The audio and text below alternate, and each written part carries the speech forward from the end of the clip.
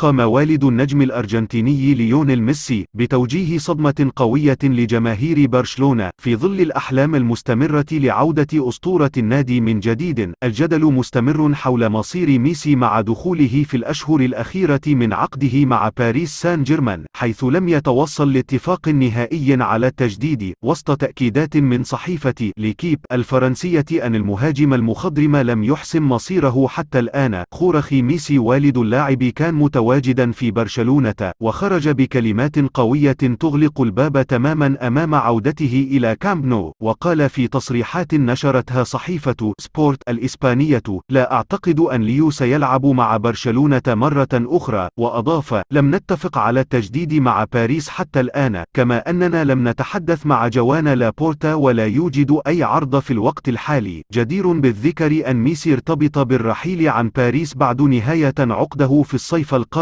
والانتقال لنادي الهلال السعودي أو نظيره الأمريكي إنتر ميامي. في نهاية الفيديو لا تنسوا دعمنا من خلال الاشتراك في القناة ووضع لايك للفيديو.